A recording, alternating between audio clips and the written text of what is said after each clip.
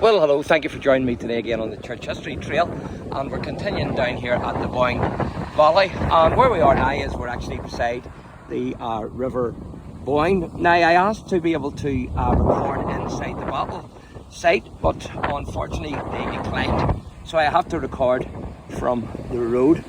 And so the Williamites would have crossed here in 1690, and they would have headed towards Oldbridge, to where a couple of Jacobite regiments were actually guarding the crossing. Of course, there was no bridge here then.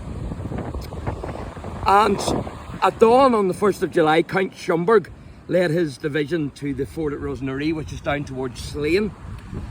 Now, this crossing was defended by only 800 dragoons. It was actually the first error of the French general under James, actually to be exposed.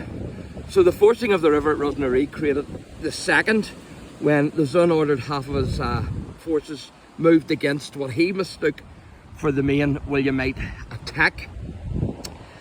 At about 10:15 AM, following the bombardment of the Jacobite entrenchments by the artillery, Schomberg ordered the famous Dutch Blue Guards, William's personal elite regiment, to ford the river. And so as their drums thundered out across the river, the guards waded towards the southern bank. So this would have been full of troops crossing the river. Now, Schomberg approximately at 11 AM ordered the French Huguenots forward in support on the guards' left, which would have been this area that we're in now. So as they reached the southern bank of the river, their commander was killed by a musket ball and the troops faltered. And so Schomberg galloped to the head of the column. He pointed with his sword to a French regiment and he shouted, "Allons, messieurs, voilà vos persecutors," or "Come on, sirs, here are your persecutors." Of course, he was referring to the persecution that the French Huguenots suffered under Louis XIV. And suddenly, in the confusion, he was actually surrounded by a group of about 5 of James' cavalry, and he was cut down with swords and a pistol bullet actually in the neck. And the Reverend George Walker, who was the hero of Londonderry /Derry, he was killed rushing over the Boyne as well.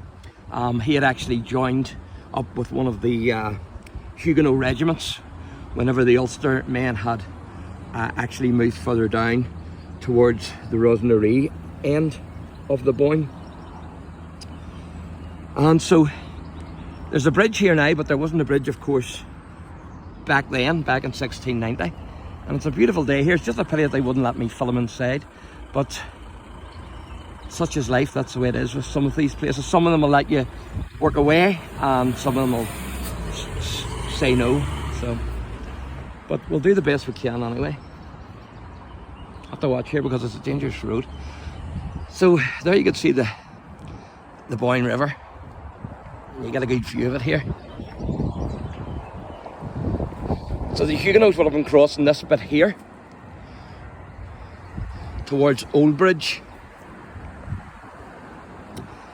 And I'm going to show you some of this here from the road.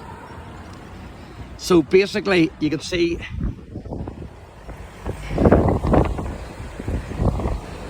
they've recreated the Oldbridge village, if you can see that. They've actually recreated the village. So those huts there actually represent the village of Oldbridge. Of course, you can see a cannon there as well.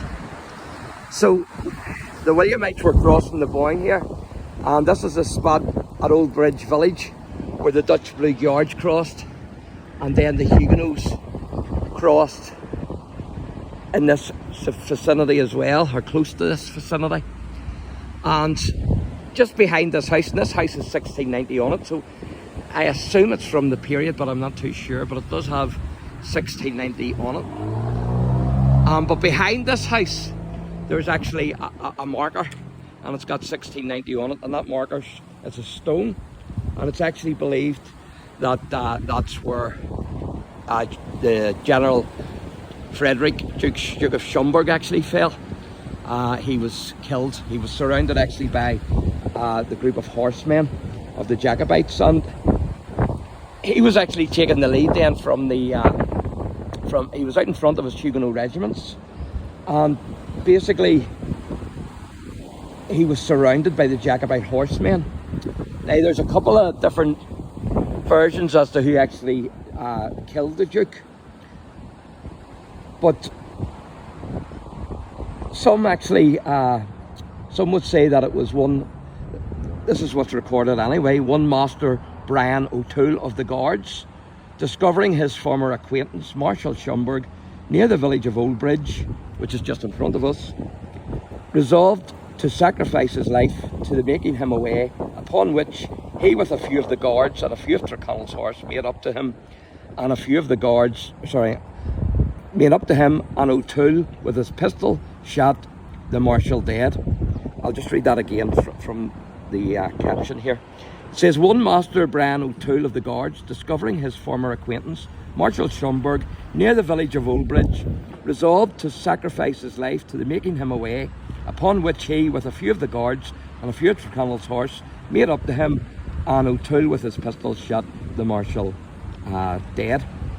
And so this stone plaque, I could show you if I was allowed to film on there, but I'm not allowed to, so I can't. But it's actually behind that house. So, but that's the whole site of the Battle of the Boyne. The house is actually, I might be able to show you the house from here. Just have to let that car in. I don't know if you can see the big house, but the big house is right up there. So it's just a pity I'm not allowed to film here. I think it's by law, you know, but there you go, that's the way it is. So watch the other wee videos that I done, one on Tullyallen, one on Malafont, and also I plan on doing a few more as well, so watch out for those. So I'll give you a review of the cannon and then we'll wrap this video up. So thanks for watching and God bless.